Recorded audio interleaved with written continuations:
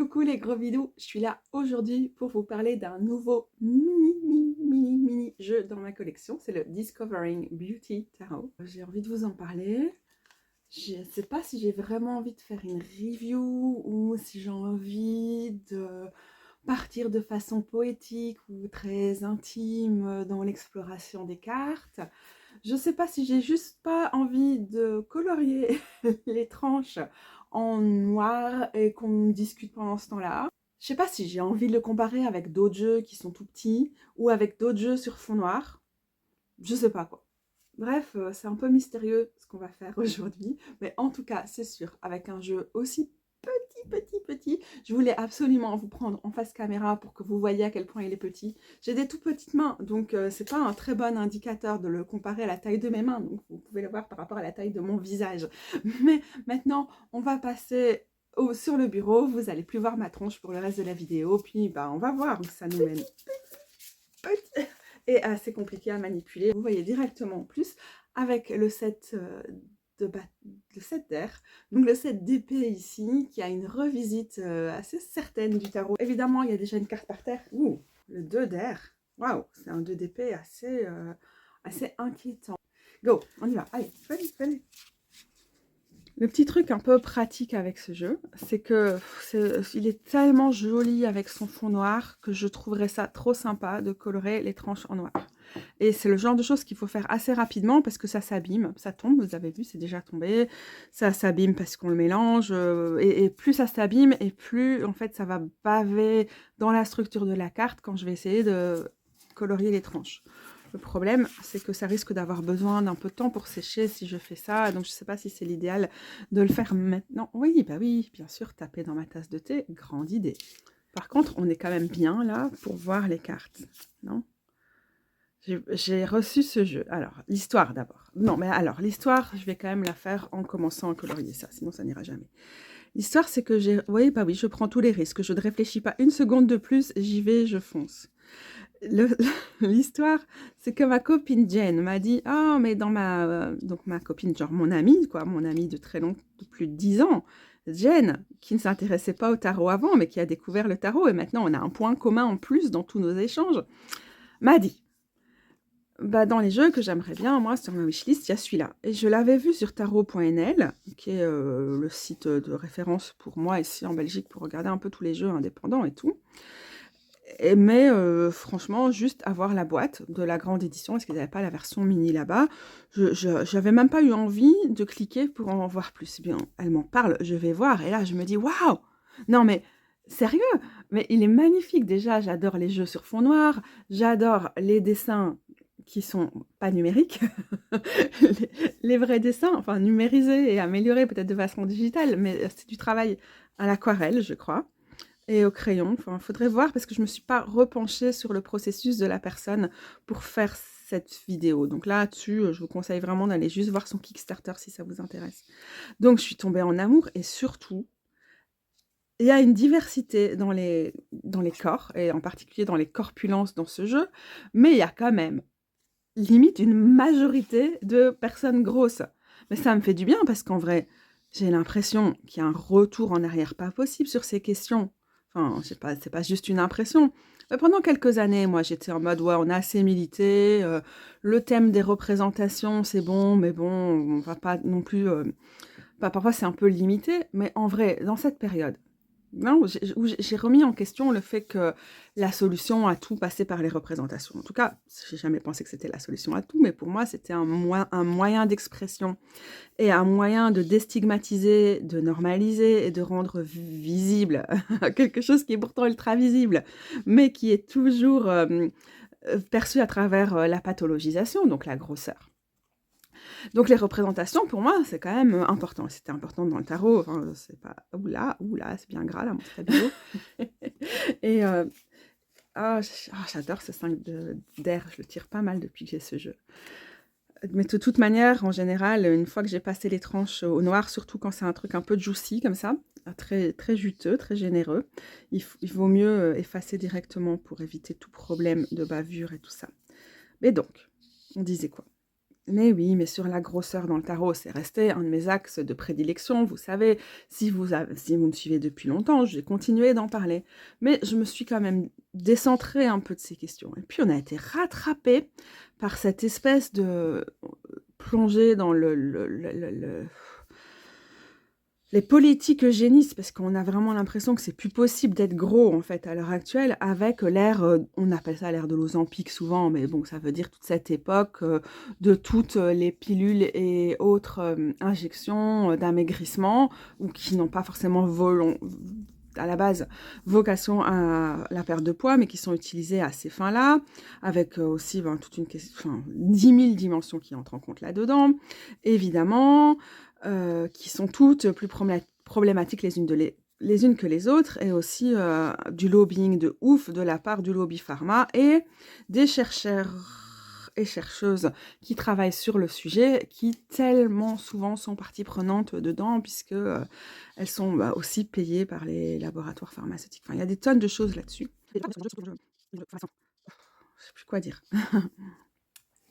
Je ne vais pas revenir sur tous les enjeux sur ce sujet-là, mais pour moi, un des enjeux, c'est clair, c'est qu'on veut vraiment faire disparaître les personnes grosses, absolument, quoi, absolument. C'est devenu le truc ultime, c'est vraiment... Et donc, c'est devenu absolument important pour moi dans ce monde-ci où c'est devenu de moins en moins acceptable d'être gros, d'être grosse et de ne pas vouloir changer, de rester radicalement gros et grosse. Et c'est du coup redevenu difficile pour moi de voir passer, et je ne regarde plus beaucoup sur YouTube, tellement de jeux qui ne se préoccupent plus du tout de ça. Il y a aussi un truc, j'ai conscientisé, je crois, enfin c'est pas nouveau, hein, mais j'ai un peu conscientisé un truc du discours mainstream, médiatique mainstream, sur... et ben c'est à l'envers, c'est là le pendu. Sur toutes ces questions, je comprends maintenant quand on dit qu'on vit dans une société polarisée, ce qu'on veut aussi dire maintenant de plus en plus dans le discours mainstream, c'est ce que j'ai entendu un journaliste le dire dans la radio publique, sur la radio publique belge francophone cette semaine, c'est en fait parler des minorités, ça polarise, genre comme si, et donc faire comme s'il n'y avait pas de minorité, en fait ça polarise pas, comme si c'était vrai quoi, comme si faire semblant qu'il y avait une... Oh non, non, non, pas les chiens des voisins qui recommencent à hurler. Ils ont hurlé comme ça pendant 24 heures non-stop, les gens. Pas non-stop, il faisait parfois des pauses d'une demi-heure parce qu'ils mouraient de fatigue, ces pauvres chiens. Regardez-moi cette carte du fou. Elle est ouf, hein. C'est très difficile d'avoir des voisins aussi bruyants parce qu'en fait, on sait jamais. On sait jamais si on peut entreprendre une activité. Et peut-être que ça va durer des heures, leur bruit, ou peut-être que ça va passer aussi vite, mais on est dans un contexte d'insécurité totale au niveau sensoriel, ce qui est très difficile quand on est des personnes neurodivergentes qui très très vite peuvent être en surcharge de ce côté-là. Je sais plus ce que je disais avant d'être prise par la peur que les chiens se mettent à aboyer sans cesse et que donc je ne puisse plus continuer la vidéo. C'est un peu embêtant ça. La tentation quand on a déjà les bords un peu abîmés, c'est d'y aller un peu à la bourrine et d'essayer de combler les petits trous. Et en fait, c'est là que ça abîme la structure du carton. Et donc, il vaut mieux pas essayer de trop forcer. Par exemple, les bords qui sont toujours un peu plus abîmés, il ne faut pas trop forcer de ce côté-là. Mon expérience dans les modifications de tarot. Vous savez, j'ai déjà fait pas mal de vidéos sur ma chaîne à ce sujet. Mais comme je suis en train de le faire, je vous en parle. Bon, les chiens se sont tus, et je ne sais plus du tout ce que je disais sur la question de la représentation de la grosseur, mais bon, pour résumer, pour moi, c'est plus important que jamais qu'il y ait des jeux avec des personnes grosses, et c'est plus important que jamais pour moi de revenir avec ces questions, de continuer à en parler, et de juste continuer à être une personne radicalement grosse qui ne passe pas sa vie à s'excuser de l'être. Je peux vous dire que quand on a commencé à militer sur ces sujets-là, il y a maintenant 14 ans, c'est un peu fatigant de voir qu'en fait, contrairement à ce qu'on a cru, on a cru qu'il y avait quand même un peu d'acceptation, d'amélioration et tout, en fait, c'est pire. C'est vraiment, c'est infâme en fait, c'est juste horrible, quoi. Horrible, horrible, horrible. Il y a 3 milliards de choses qui m'énervent sur ce sujet, et aussi c'est devenu très difficile d'en parler en fait. Parce que en fait la polarisation, c'est plutôt que c'est difficile d'entretenir du lien, du discours sur ces sujets-là, sans être directement mal comprise ou sans braquer certaines personnes aussi, ce qui n'est pas ma volonté. Alors j'ai vraiment une position radicale, en fait, d'opposition sur ces sujets-là, mais ma logique n'est pas de me braquer par rapport au positionnement de certaines personnes. Mais c'est difficile, parce que ma position, cependant, est complètement radicale, et c'est une position anti-régime et anti-perte de poids, radicalement. Mais ça ne veut pas dire que je juge les gens qui ont une position de perte de poids, qui est donc une position foncièrement grossophobe. Parce que dans une société grossophobe, malheureusement, on est tous grossophobes à un niveau ou à un autre. Mais bon, vouloir se changer de soi là où il faudrait changer la société, c'est toujours aussi triste, mais c'est toujours aussi compliqué de se battre dans des sociétés aussi inégalitaires et où la valeur des personnes est tellement basée sur leur apparence, leur productivité, leur capacité à se fondre et à se fondre dans la masse, dans le moule, à accepter les inégalités, à accepter d'être pressurisé, parce que c'est ça qui est valorisé évidemment socialement. C'est chaud, hein. Bon, bref, c'est compliqué, ces sujets-là. C'est compliqué d'en parler. Donc pour moi, au lieu de développer trop de discours sur ces sujets-là, alors que c'est pas facile de le faire et c'est pas facile de le faire avec bienveillance, tout en restant intransigeante et radicale, bah du coup je trouve que voilà, si c'est pas la catou du futur. Oui, oh tiens, un poil de Sawin. On est le lendemain et je suis en train de monter mes rushs. Enfin, pas de les monter, juste de les écouter, parce que les monter, ça va être une autre histoire. En fait, j'étais tellement satisfaite de ma vidéo que je pensais que j'allais juste l'abandonner. Donc, je regardais mes rushs pour savoir si c'était abandonné. Et la réponse est non, vous êtes bien en train de regarder cette vidéo parce que j'ai décidé que c'était suffisant pour m'attaquer au montage. Mais j'ai juste 2 ou 3 choses à ajouter sur ce sujet. Tiens, je la mets tout le temps à l'envers, celle-là. C'est rigolo que la personne soit à l'envers. Je trouve que c'est une magnifique... c'est un magnifique 2 de pentacle. J'aime souvent les représentations, en fait, sur le 2 de pentacle, quand elles sont originales. Alors, du coup, j'en profite pour déjà vous montrer le résultat. Là, c'est le spoiler par rapport au reste de la vidéo. J'y suis allée à la bourrine à un moment, parce que je trouvais qu'on voyait... Le noir n'était pas assez profond, parce qu'en séchant le stabilo, comme c'est à base d'eau, comme... marqueur, comme on dit en Belgique, comme feutre, bah, au final, à un moment, il finit par se... par déteindre, enfin les pigments, il n'est pas assez pigmenté en fait pour que ça tienne assez bien, mais je me rends compte que je peux rajouter plein de couches et que j'aurai toujours le même résultat et qu'il faudrait juste que je travaille avec quelque chose de plus pigmenté si je voulais un résultat plus noir. Mais généralement, ça met en danger les cartes. Donc ouais, non, mais je suis en train de m'interrompre pour faire 10 000 parenthèses. Une autre parenthèse, je pense, en fait, c'est que là, ce matin, j'ai les idées plus claires que hier en fin d'après-midi et j'ai envie de rajouter quelque chose et c'est toujours pénible pour moi de me rendre compte que j'arrive pas à articuler ce que je voudrais, que je suis trop fatiguée. J'étais même pas fatiguée hier, mais j'étais juste artificiellement en forme parce que j'avais pris du café, j'avais eu une réunion sur Teams pour le suivi de trucs liés à mon invalidité, et donc j'avais fonctionné à l'adrénaline, mais c'était très temporaire, et donc au final, bah, je commençais à fatiguer, et je suis sortie avec un sentiment d'insatisfaction de la vidéo que j'étais en train de filmer, parce que je me dis toujours... Oui, je répète toujours parce que mon parce que, je ne sais pas pourquoi mon A est toujours mal prononcé. J'entends mes problèmes de prononciation ou mes tics de langage quand je fais mon montage, ce qui est toujours drôle et en même temps difficile. Oui, je sais pas, c'est lié à ce que j'étais en train de dire. C'est extrêmement frustrant en fait de vivre avec des maladies chroniques qui font qu'on a l'impression de ne pas parvenir à développer des argumentaires sur ces sujets. Là, je m'écoute et je me dis, non mais j'ai quand même fait des vidéos nombreuses en fait sur la grosseur dans les tarots et oracles ces derniers temps. Je suis peut-être en train de me répéter, mais je me souviens plus exactement de ce que j'ai dit dans mes vidéos précédentes, parce que quand on fait plein de choses en étant tout le temps fatigué, bah, on oublie ce qu'on fait. Donc, j'ai un gros doute. Est-ce que je suis pas en train de me répéter sans cesse en vidéo? Oh, c'est chaud, je vous jure. Mais bon, c'est pas pour ça que je revenais. Je revenais parce que je me disais, c'est un sujet que j'ai du mal à aborder. On a compris, hein, sur cette question de l'époque de l'Ozempic et de parler de perte de poids et de grossophobie à l'heure actuelle.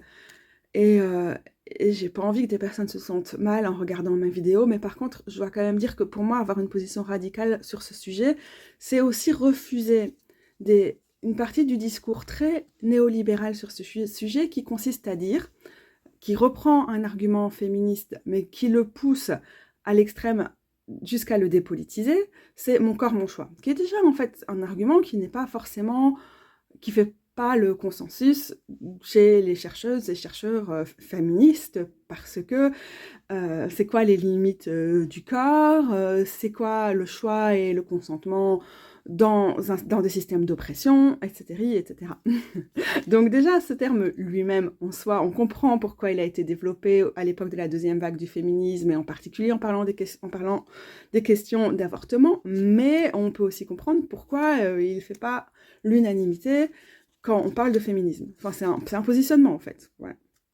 Mais dans ce cas-ci, je pense que l'idée de chacune fait ce qu'elle veut sur ce sujet, et donc, bon, je veux pas juger. Mais en fait, non, enfin, vos choix, ils ont un impact. Je dois essayer de travailler sur le fait que je juge les gens, et je ne veux pas juger des gens sur la perte de poids, mais je ne veux pas, volontaire, je veux dire, bien sûr, volontaire, on s'entend, hein, mais je ne veux pas dire non plus, ah, chacun son choix et c'est pas grave. Non, en fait, c'est très très grave dans un système qui veut faire disparaître les personnes grosses, qui veut nous stigmatiser, qui veut nous médicaliser, qui veut instaurer la surveillance sur nos vies à tous les états, y compris, sachez-le, pour le remboursement hein, de ces traitements de perte de poids. Elles deviennent de plus en plus, à mesure qu'elles sont acceptées, elles sont conditionnées à un suivi, à une surveillance de nos corps gros à toutes les étapes. En Belgique, le ministre Van den Broek et les quelques personnalités qui avaient pris position sur ce sujet, je me souviens, il y avait eu un dossier dans Le Soir il y a maintenant probablement 6 mois à 1 an, c'était la surveillance. La surveillance, en fait, c'est conditionné et il y a vraiment aussi une dimension de classe assez importante et inadmissible dans le traitement de ces sujets-là. En fait, quels sont les corps marginalisés qu'on veut surveiller, contrôler ou exterminer? Parce que, pour moi, en fait, ok, pour l'instant, et pourtant le discours fasciste, enfin, la ligne est fine. Pour l'instant, on ne veut pas exterminer les personnes grosses, mais je pense vraiment qu'il y a un danger réel. Mais on veut nous faire disparaître avec des méthodes qui, en fait, sur le long terme, ne fonctionne pas, d'autant plus quand on arrête, donc quand on refuse d'être lié au lobby pharma. Donc à un moment, on arrête le traitement, ça marche plus. Donc ça veut dire quoi en fait sur le contrôle sur nos vies, etc. Mais donc quand on dit mon corps, mon choix, blablabla, hein, le truc très individualiste, santéiste et néolibéral, en fait je suis pas d'accord. Je suis pas du tout d'accord que dire en fait moi en tant que personne grosse ou pas, je suis pour la minceur. C'est un choix qui est juste... C'est comme si ce choix était à prendre comme ça dans un absolu, comme s'il n'y avait plus de système d'oppression, comme si ce choix pouvait être considéré sans prendre en compte les structures d'oppression, sans prendre en compte l'oppression de la grosseur, l'oppression des personnes minces, des personnes grosses, pardon, et la grossophobie à tous les étages, en particulier dans nos parcours médicaux, professionnels, etc., etc. D'ailleurs, en ce moment, je me suis particulièrement interpellée par le nombre de personnes grosses que je ne vois nulle part, à part dans les métiers du care et des métiers qui sont extrêmement précarisés, surmenés et dévalorisés sociétalement. C'est un truc qui m'interpelle ces jours-ci, donc je le mentionne ici. Mais donc voilà, ce que je voulais préciser par rapport à ce que je disais précédemment dans la vidéo que j'avais du mal à dire, c'est je veux pas que des gens se sentent... les gens, on entend bien que les fachos se sentent pas bienvenus dans mes vidéos, ça me convient très bien, mais je veux pas que des gens se sentent jugés ou aient l'impression de ressortir de ces vidéos en disant que je les considère comme des moins que rien parce qu'elles sont dans des démarches de perte de poids ou des choses comme ça. Par contre, je refuse de dire être dans la perte de poids volontaire, c'est un choix personnel, donc ça n'a aucun impact, ou les choix personnels sont légitimes. Non, en fait, les choix personnels sont déterminés par ce système et ils ont un impact. C'est comme, désolé, mais le discours néolibéral sur, oui, mais la chirurgie esthétique et tout, chacune fait ce qu'elle veut, mis à part les questions trans, bien sûr. Mais sur d'autres sujets, je trouve ça quand même assez délicat parce que ça parle de classe sociale qui a les moyens de se payer ce genre de choses. Et aussi, ça parle de faire disparaître la vision de la vieillesse. Et ok, je peux comprendre pourquoi des gens accèdent à la chirurgie esthétique ou au botox, aux fillers, etc. pour avoir l'air plus jeune. personnellement, pourquoi elles le font, mais je trouve quand même que c'est pas leur choix, et puis c'est tout, et ça n'a aucun impact social. Leur choix a un impact énorme. Et je pense qu'une de mes leçons de l'année avec le 5 de bâton que je vous ai montré, non, le 5 d'épée, je vous ai montré un peu plus tôt dans la vidéo, c'est aussi de ne pas avoir peur du conflit et des désaccords, et j'espère qu'on peut tenir l'espace, le cercle de bâton est là d'ailleurs, pour ces désaccords sur cette chaîne. Je trouve que c'est assez important, ben le voilà. Mais oui. C'est terriblement important pour moi de pouvoir rappeler ça, en fait. Il n'y a pas de choix qui n'implique que soi-même, et vouloir quitter la catégorie des personnes grosses et considérer que c'est toujours quelque chose qui n'est qu'une question de volonté, dont on peut s'extraire et tout, individualiser la corpulence, en fait, c'est un problème de société. Et quand on fait des choix dans ces sociétés, même si on est hyper limité dans nos choix, enfin, voilà quoi. Là, maintenant, je suis en train de me perdre au niveau de mon argumentaire. Donc, bref, on va reprendre la vidéo là où elle était, probablement sans transition, désolée. Bah, du coup, je trouve que, cependant, la question des représentations, d'être là, à fond, soi-même, radicalement, et de continuer à plaider pour notre existence, c'est important. Et donc, c'est important pour moi d'avoir des jeux comme ça. C'est important pour moi de souligner, en fait, quand il y a des personnes qui continuent à sortir des jeux sans problème, en fait, sans personnes grosses, sans personnes handies, sans personnes racisées, sans personnes trans. Et pas que tout soit toujours visible, en tout cas pour la question du handicap, de la maladie, des transidentités, c'est pas toujours noté sur la tête des gens. Mais cependant, je trouve que ça se voit en fait quand l'approche d'une créatrice est cis-sexiste, hétéronormée, hétéronormative, très blanche, c'est vite assez évident, quoi. Donc je continue à plaider pour plus de diversité et de représentativité dans les jeux. Et donc je suis extrêmement touchée par ce jeu. En fait, Jen me l'a trouvé sur Vinted. Et donc, c'est quelqu'un qui l'avait acheté sur la boutique du Salon des Arcanes. Moi, comme je n'étais pas particulièrement penchée sur le sujet, je ne savais pas qu'il y avait une version mini. Donc, j'étais très étonnée qu'elle l'ait trouvé et très touchée qu'elle l'ait directement commandé pour moi parce qu'elle sait que j'adore les mini. Sauf que la surprise, c'est que de tous mes jeux mini, et j'ai des tonnes de jeux mini, il est 10 000 fois plus petit que mes jeux petit format autres que celui-là. Ça, c'est incroyable. Oui, je vais vous montrer ça avant de vous parler de mieux encore et vous en montrer davantage pour vous dire à quel point il me touche, quoi, mais à fond. Dans cette histoire, je dois aussi vous dire que j'ai pas lu des tonnes de choses sur la démarche de la créatrice ni rien. Donc là, on est vraiment en train de parler de mon ressenti par rapport au jeu dont on va parler. Mais avant tout, les aspects techniques. Alors, le Next World, que je trouve quand même vraiment petit comme petit jeu. Ok. Bon, c'est un peu... Bon, ok, c'est pas les plus petits des petits jeux, mais vous voyez quand même déjà la différence. Je pense que c'est le plus petit de mes petits jeux, c'est la version mini ou pocket, la version de poche du Wild Unknown Tao. Je vais y arriver. Alors, on a la comparaison. On y va? Ok, d'accord. C'est petit en fait. Hein. C'est plus petit que tout ce qui est petit. Ça ne pourrait pas être plus petit. Et pour votre bonne information sur ce que j'estime être la référence en matière de jeu au petit format, le Rider-Waite-Smith classico-classique, dans la Centennial Edition, on est beaucoup plus petit. Ce qui est rigolo, c'est que je dois quand même vous dire que la qualité des cartes est vraiment cool. En fait, il y a vraiment moyen de le mélanger. Genre, elles ont une flexibilité certaine. Bon, voilà, après, c'est un peu... vu sa taille, c'est pas évident. Il faut un peu attendre pour que ça se remette en place, mais elles ont une bonne résistance. Regardez-moi ça. Alors, attention, est-ce que celles qui sont encore imprégnées d'encre, il faut que ça sèche. Je vous montre ça ici. Avec cette partie-ci, c'est plus simple. En fait, le problème, c'est qu'elles sont tellement légères et petites et fines, chacune, que quand je suis en extérieur, ce que j'aime faire avec mes jeux, et une des raisons pour lesquelles j'ai des petits jeux, je flippe, mais je flippe, mais je flippe. Voilà, en fait, regardez, ça se mélange assez bien, assez facilement. C'est plutôt agréable de ce côté-là. Mais oui, en extérieur, franchement, ça fait un petit peu peur quand même. Et la grande version, visiblement, c'est une taille classique, mais on n'a aussi pas le contour en noir. Et en fait, il y a un bord blanc en plus. Ce qui en fait permet plus de contraste parce que dès qu'on est en condition de sous-luminosité, ce qui est à peu près toujours le cas dans ma petite maison, c'est très difficile à lire les cartes. Là, ça va, j'ai dû allumer mes lampes en plus et je suis juste à côté de la fenêtre, mais ça devient vite un peu trop peu contrasté. Voilà, comme ça vous savez, sur les questions pratiques. Sinon, je ne sais pas du tout où vous pouvez trouver le mini et je ne sais pas s'il reste encore ce jeu sur tarot.nl ou ailleurs, ou s'il va y avoir des réapprovisionnements.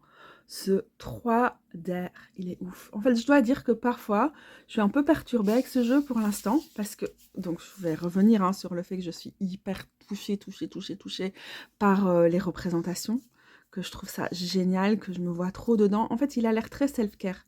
J'ai pas très bien compris pourquoi il s'appelle Découvrir la beauté, hein, en traduction. J'ai pas très bien compris ce que ça représentait dans le parcours de la personne qui l'a créé comme thème. Mais par contre, il est très self-care.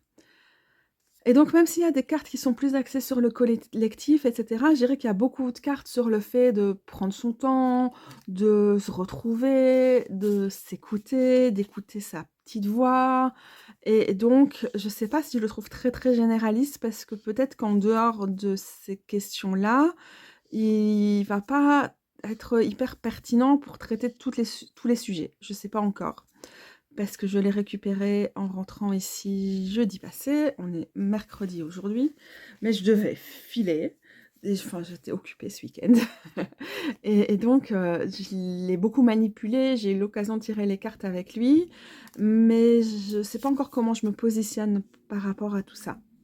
Par rapport au fait qu'en fait, l'ermite est une bonne carte pour en parler. Il est très introspectif, quoi. Très introspectif et très, très doux, très tendre, très bienveillant avec soi-même. Et donc, est-ce que si vous venez le voir avec des questions du style professionnel ou artistique ou des choses comme ça va être celui qui répond le mieux? Peut-être pas. Peut-être que du coup, il va bien fonctionner pour ce genre de choses avec d'autres oracles ou d'autres tarots. Certainement. Ça va être à checker.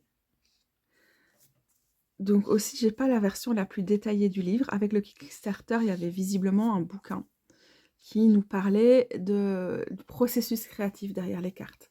C'était comme un peu un book de travail, comme ça, de la personne au moment de la création. Il y a un livret qui est un peu plus épais pour la version normale, du format normal du jeu. Et sur celui-ci, c'est minuscule ce qu'on a pour chaque carte, mais c'est hyper intéressant pour comprendre quand même la démarche. Ici, par exemple, pour le diable, on a « Nomme tes désirs, nourris-toi avec ce dont tu as vraiment besoin, ce qui te fait vraiment envie. Crave, on a presque la dimension de ce dont tu es en manque, quoi, ce pourquoi tu es en manque. » C'est vraiment intéressant puisque du coup, on a la présentation ici d'une grenade, hein, le fruit des enfers. On a un personnage cornu qui peut faire penser à des espèces de déesses primordiales, à un archétype type déesse mère, déesse maternelle, nourrissante, et en même temps, on a la dimension du tabou, de l'interdit, d'aller à fond, explorer ce dont on a envie. J'adore ce type de diable, en fait, hein, en général. Mais ce côté très bienveillant, même s'il n'évite pas les sujets durs, est peut-être quelque chose qui empêche ce jeu d'être complètement complexe. Ça, franchement, je ne le sais pas encore. Donc, vous voyez que ce sont les éléments pour chacune des suites. Donc, l'air, évidemment, pour la suite des épées. Et avec une dominante de violet, couleur souvent associée à cet élément. Donc, ça, j'aime bien au niveau des codes couleurs. Je m'y retrouve complètement. On a du bleu et du vert, enfin des différents types de bleu et de vert ici pour l'eau ou les coupes.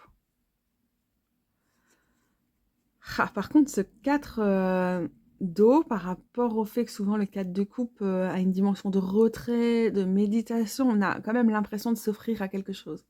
S'offrir à la pluie, s'offrir à quelque chose de nourrissant ou d'inspirant,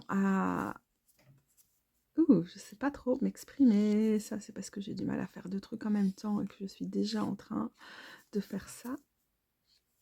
Ah, qu'est-ce que ça m'inspire? Laissez-moi réfléchir.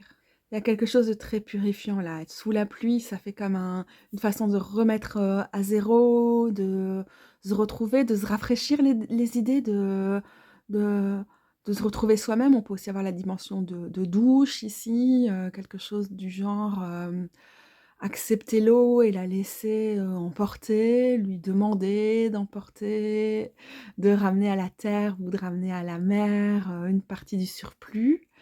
Et donc, on a une remise à zéro, aussi presque une offrande, une façon de nettoyer. C'est super intéressant parce que je trouve ça assez différent de ce que j'aurais pu sortir pour le 4 d'eau ou de coupe, tout en restant quand même assez aligné. Sois réceptive au monde autour de toi, tourne ton visage vers le ciel, ouvre grand tes yeux et tes bras. Donc c'est génial. Par rapport à la dynamique du 4 de coupe qui est souvent une dynamique de retrait, bah justement, alors que je disais, c'est peut-être un défaut de ce jeu d'être trop dans l'intériorité, de trop nous inviter à ralentir, à se retrouver, etc. Là, non. Là, l'idée, c'est justement d'être réceptive et d'être ouverte. Ce qui est en fait souvent un message sous-jacent dans le cadre de coupe. C'est de se retrouver pour pouvoir mieux s'ouvrir, mais que là, la dimension soit directement à l'ouverture, en fait, ça convient hyper bien au 4.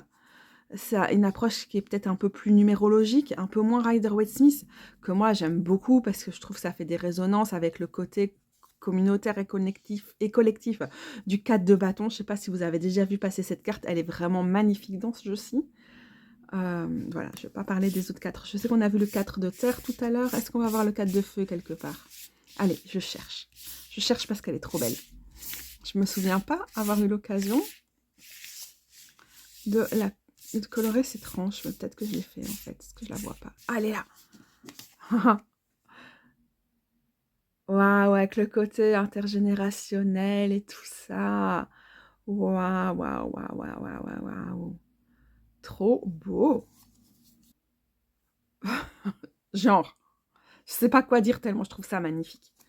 Je suis un peu sans voix là, fin de journée. Je suis peut-être pas assez inspirée que j'aurais voulu l'être pour parler des cartes, mais bon voilà. Au moins, je m'occupe en vous embêtant tout en faisant ce petit coloriage des tranches.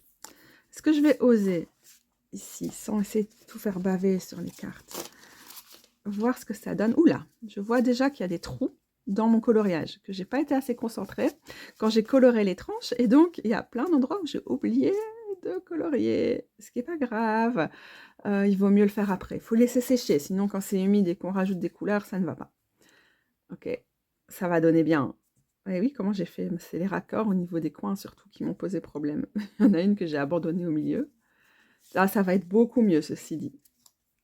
Là, pour le coup, ouais, hein, sérieux, j'espère que ça va pas trop s'abîmer. Le stabilo, en général, ça tient bien.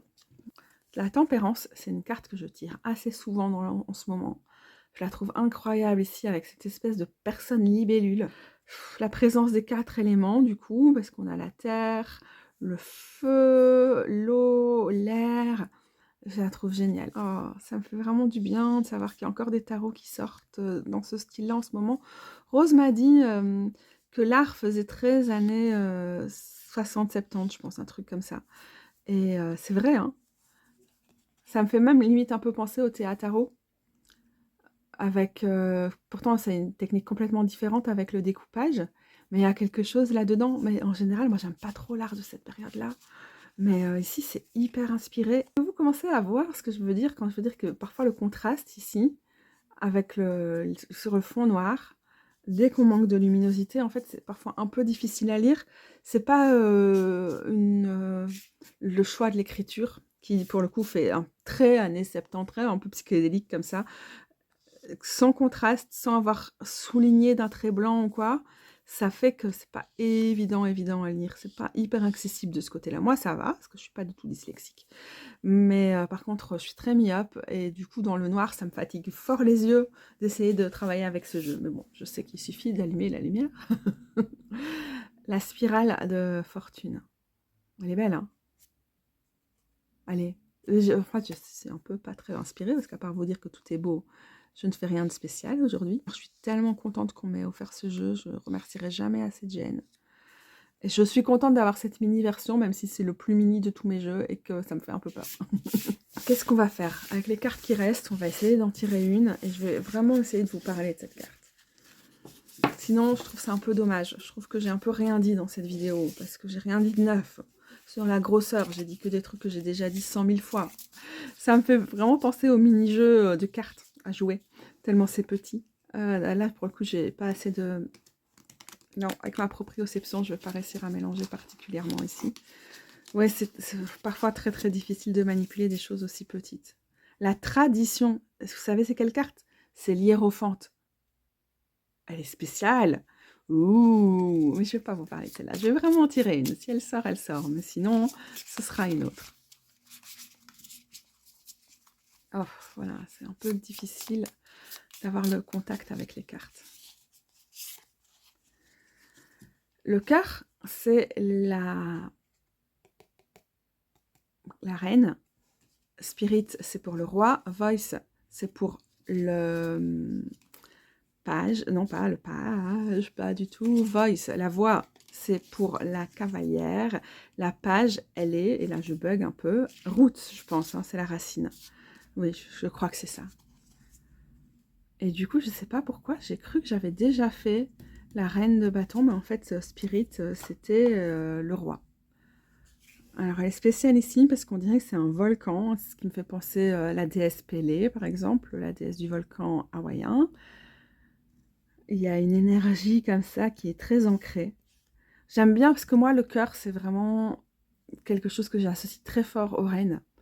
J'associe à ces figures-là, vraiment le cœur, quelque chose qui irradie. Je vous invite à aller voir ma vidéo sur les reines si vous vous interrogez là-dessus.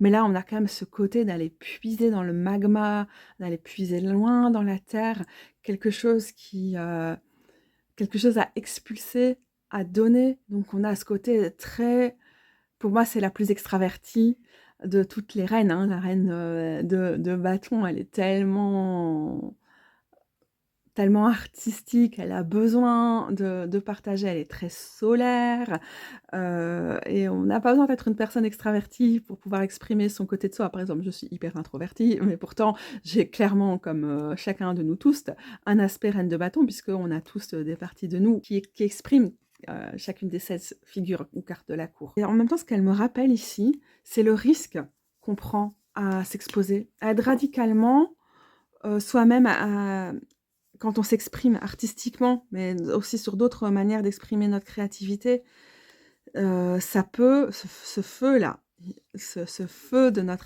notre auto-expression peut être ravageur, ou peut nous mettre en danger, ce feu de notre activisme.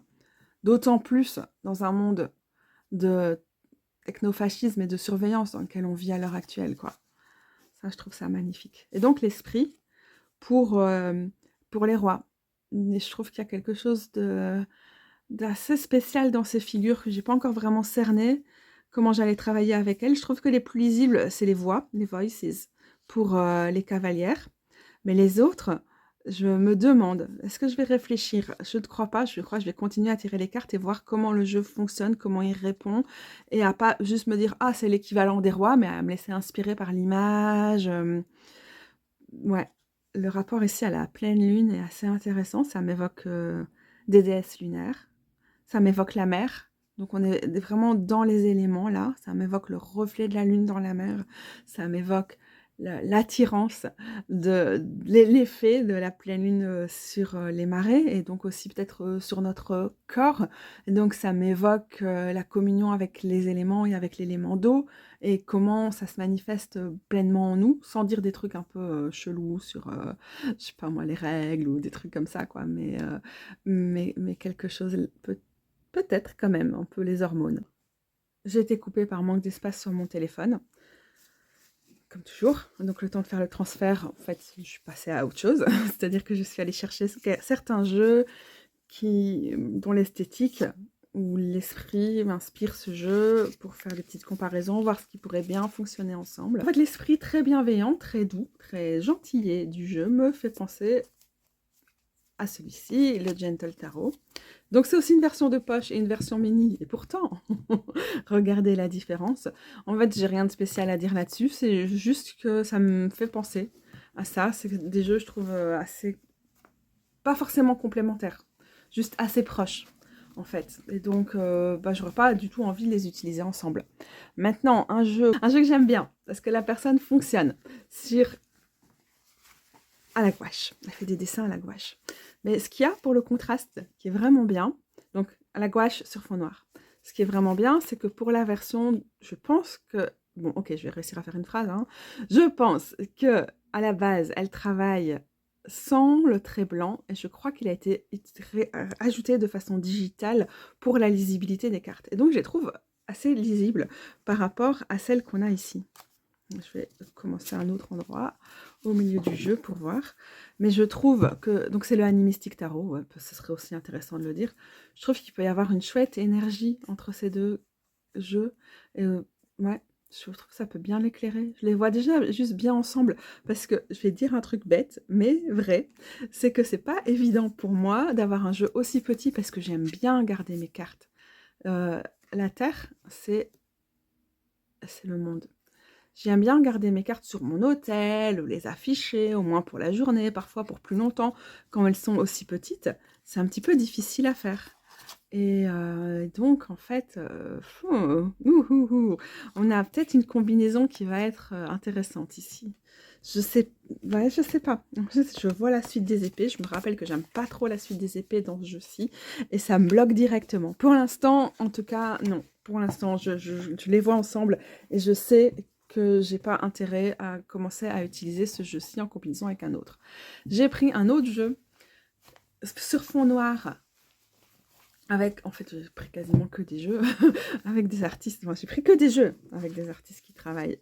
Non, pas le gentle. Bref, personne qui travaille l'art médium, c'est la gouache ou l'aquarelle, et puis c'est digitalisé. C'est le Dirt Gems Oracle. Là, franchement, ça marche, ça va marcher, parce qu'on a vraiment un esprit proche. Le problème, c'est que c'est un jeu qui est un peu compliqué. C'est des cartes qui vont pas si bien que ça en tirage simple, qui vont bien sur des grands tirages avec lesquels on va naviguer assez longtemps, qui nous permettent de travailler avec l'esprit des plantes et l'esprit de la carte. Donc, c'est à voir ce que ça donne en combinaison en tirage. Visuellement, c'est chouette, mais encore une fois, je ne suis pas complètement convaincue sur le match pour le reste. J'ai aussi pris l'oracle de la déesse sombre, qui est un oracle que je n'utilise jamais. Je ne sais pas très bien vous expliquer pourquoi. Ouh, et justement, on a directement ici une espèce de pélé qui va aller super bien avec celui-ci. Ouh, et en fait, allez, attendez, on s'en va ailleurs. Mais en fait, là, on a vraiment du match, là, avec ce 6 d'eau. Allez, la carte de l'élu, une carte sur laquelle j'ai peut-être un peu des réticences comme ça, mais c'est un concept intéressant à creuser, même si c'est pour le critiquer. Mais regardez les échos entre les deux cartes. Alors là, c'est ouf, non? Même la tour et la sombre Aphrodite ici, ça donne quelque chose. Samael et le 10 de feu. Mais attendez, moi je vais garder mon oracle de la déesse sombre sorti. Hein, là, il n'y a pas moyen autrement. Là, notre Baba Yaga ici va hyper bien avec ça aussi. Non mais sérieux. Allez, on va juste tirer une carte complètement au hasard. Le match, le truc visuel que ça donne entre ces jeux, mais je suis hyper impressionnée. Alors là, pour le coup, alors que les autres m'inspiraient pas, ça me fait quelque chose.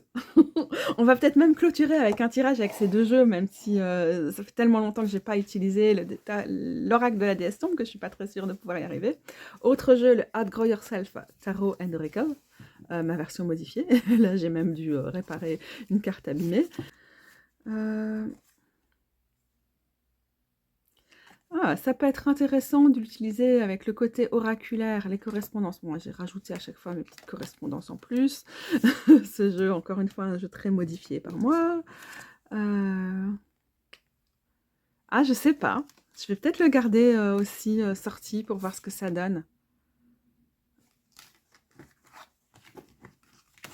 peut-être pas tout de suite. En fait, je devrais me poser la question de savoir si ces cartes-ci commencent déjà à sécher et donc si je peux faire un tirage avec tout le jeu. Et comme toujours, j'ai hyper mal au dos quand je suis en train de filmer comme ça en mode caméra vers le haut. Ça, c'est mon tarot, mon oracle perso, fait par moi pour moi. Ouais, parfois, je l'utilise dans des tirages. J'essaie de cacher mes cartes un peu ratées. Je devrais la refaire, celle-là. Un peu beaucoup ratée même. Ok, on est parti. On va voir ce que ça donne. Moi, mon petit oracle perso, évidemment, il va avec tout le monde, en fait. Hein. Il va avec tout le monde parce que si quelqu'un me convient, comme si un jeu me convient, un tarot, bah, d'office, il va aller avec mon oracle fait par et pour moi, quoi.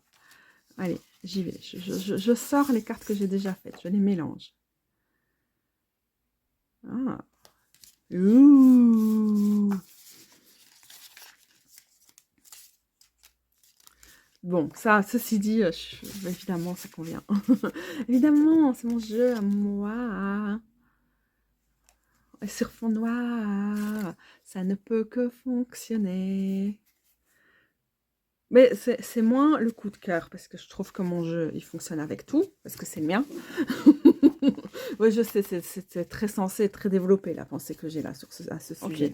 Mais tout ce que j'avais sorti. J'avais d'autres idées, mais j'ai la flemme de chercher dans tous mes jeux. Ce sera pour une autre fois. Qu'est-ce qu'on va faire? On va tester une combinaison avec le Hot Grow Yourself. Là, l'impératrice saute. Mais alors voilà, comme c'est petit, c'est difficile à manipuler. Donc il y a souvent des cartes qui sautent. Ok, on va faire comme ça. On va d'abord tester avec le Hot Grow. Oui, alors du coup, il y a des cartes qui se retournent dans le jeu. Mais quand c'est juste comme ça, je ne le prends pas en compte parce que c'est juste qu'il est très réactif. Parce que toujours le même problème, quand les jeux sont petits, ils sont pas beaucoup moins épais. Celui-ci quand même pas mal. Mais ils sont pas beaucoup moins épais que des grands jeux. Donc des jeux de format normaux. Et en fait, il est limite plus épais que le Hot Grow Yourself, dont j'ai aussi fait les bords en noir moi-même. Mais par contre, au niveau de la taille, par rapport à ce tarot standard, voilà, tout petit. Et donc pour moi, c'est pas forcément facile de manipuler des choses petites, fragiles et épaisses. Mais bon, on a bien compris qu'avec mon syndrome des lèvres dans l'os, je ne suis pas la personne de référence puisque je suis particulièrement maladroite et j'ai une proprioception inefficace, inadéquate, nulle. Ouh, le chariot. Qu'est-ce que je pense déjà de ce chariot? Je suis bluffée par le fait qu'il y ait la présence de l'eau. Et autant j'ai pu considérer récemment en travaillant avec le chariot, je me suis dit, ah, c'est intéressant quand c'est des chariots où il n'y a pas du tout l'élément d'eau, parce que du coup on perd aussi la correspondance astrologique avec le signe du cancer, et on peut avoir plus le tarot dans le fait de foncer de façon assez brute, comme ça, l'idée de mouvement. Et ici, quand on a la présence de l'eau, on a aussi un chariot qui nous invite beaucoup plus à suivre son intuition, à sentir ses limites et tout. Donc là, on a vraiment une falaise, on a la forêt au-dessus, on a la cascade, on a l'effet des espèces, j'allais dire tourments, on dit pas torrents, les espèces de torrents, mais c'est pas ça, il y a un autre mot qui m'échappe là en bas. Et alors là, on a une personne qui est vraiment, qui fait aussi, qui est en fusion avec l'élément, on dirait. Alors je regarde à travers ma caméra, parce que comme ça agrandit l'image, je la vois mieux moi-même à travers ma caméra. C'est incroyable parce que la tête est très très peu lisible. On a vraiment l'impression de se donner au courant, qu'on ne fait qu'un avec, qu'on se laisse aller dans l'inconnu. Alors on a cette espèce de forme qui est très vulve ici, qui est très intéressante, qui nous fait penser peut-être aussi qu'on pourrait soit se laisser aller avec le courant, soit peut-être finalement atterrir dans la caverne qui est derrière la cascade, juste s'y poser et prendre du temps là. En fait, on n'a pas juste l'impression de flow, mais on a cette idée de trouver son espace potentiellement. En fait, il y a une espèce d'indécision, quoi, dans où on va atterrir une fois qu'on a suivi ce courant. Quelque chose comme ça. Ah, je ne suis pas dans un grand moment d'interprétation. Je me suis pas mis dans le mood. Je prétends pas l'être en fin de journée comme ça. Voilà, alors on va voir ce que ce chariot donne quand il est mélangé avec ça, que j'ai mélangé de façon flemmarde. La princesse de disque, parce que le Outgrow Yourself Tarot and Oracle est plutôt inspiré du système de Thoth. Du coup, j'ai rajouté les correspondances élémentales ici. Et on a le risque tout pour tout gagner.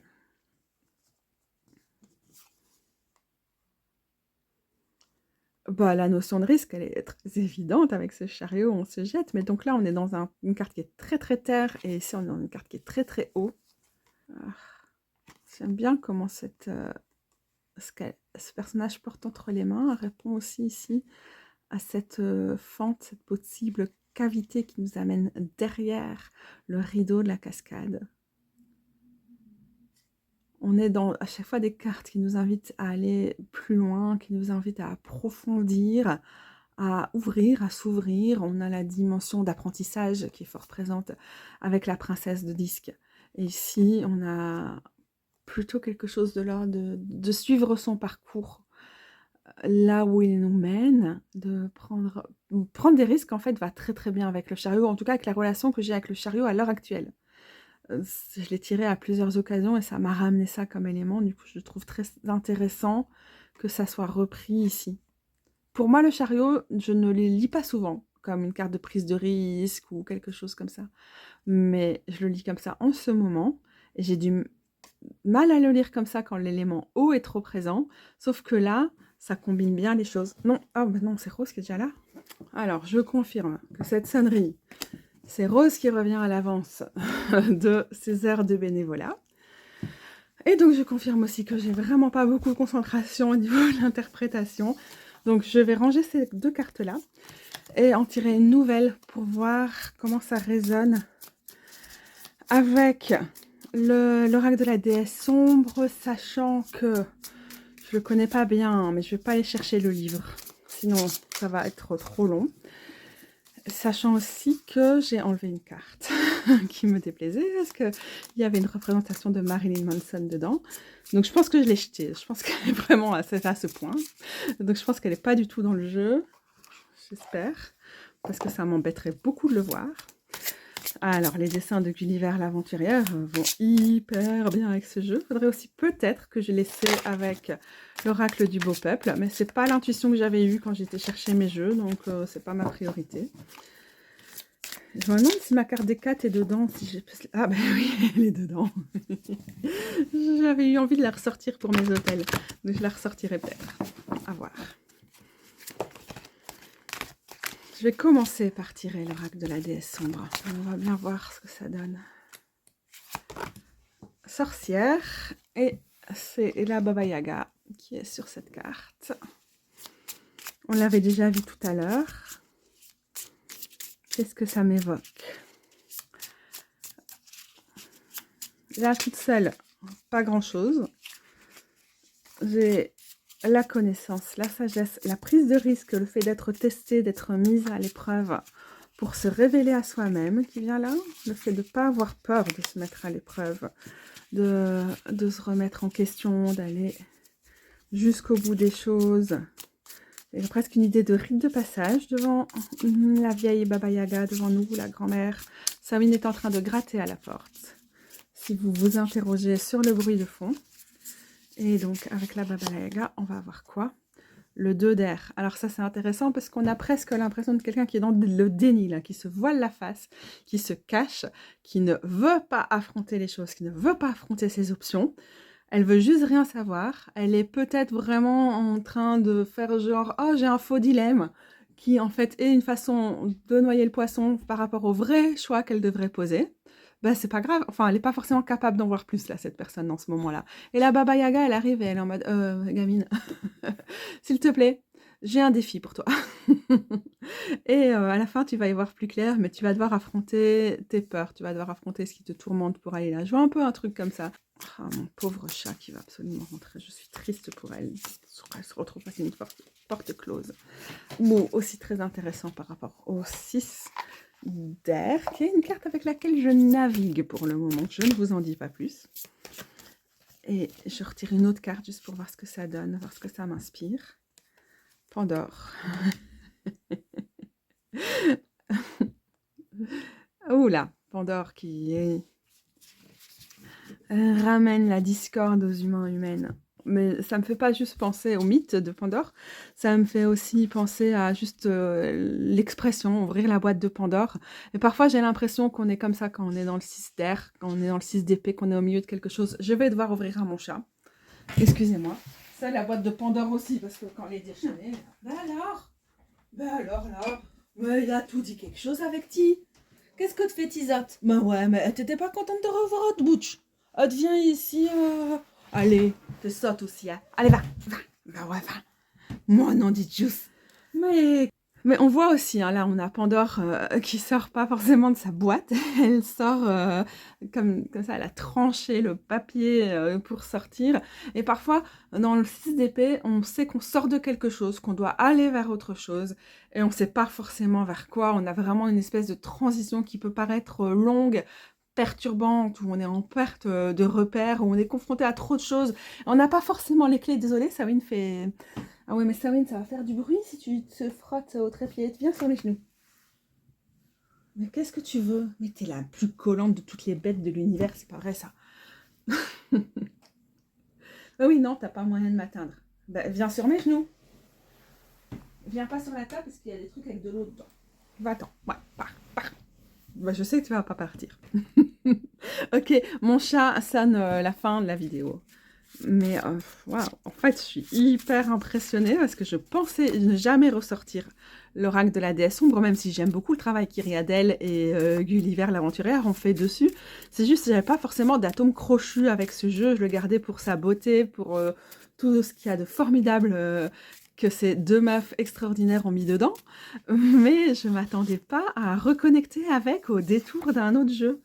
Alors, entre mon gros chat qui a décidé que je ne m'intéressais pas assez à elle, ouais, et mon téléphone qui manque de stockage, je pense que c'est clair qu'il est temps de terminer cette vidéo. Les gros bidous, ne fonce pas sur mes cartes, Sawin. C'est pas le moment. En fait, il y a des temps pour tout, mais pas là. C'est compliqué avec toi. Je voulais juste montrer ta bonne tête aux gens. Parce qu'il faut dire comme c'est, t'as une bonne tête. Bah, il n'y a pas de pigeon ni de chouka pour l'instant, mon bébé. Je vais te laisser la chaise. Ouais, c'est ça que tu veux? Cool. Donc, bref, c'est le moment pour moi de partir. Sawin l'a décrété. Voilà quoi. Hein, mon bébé? C'était vraiment pas une review, c'était juste du rien du tout cette vidéo. Qu'est-ce que t'as pensé, toi? Non, mais fonce pas là-dessus. Salut les gros bidous, à bientôt.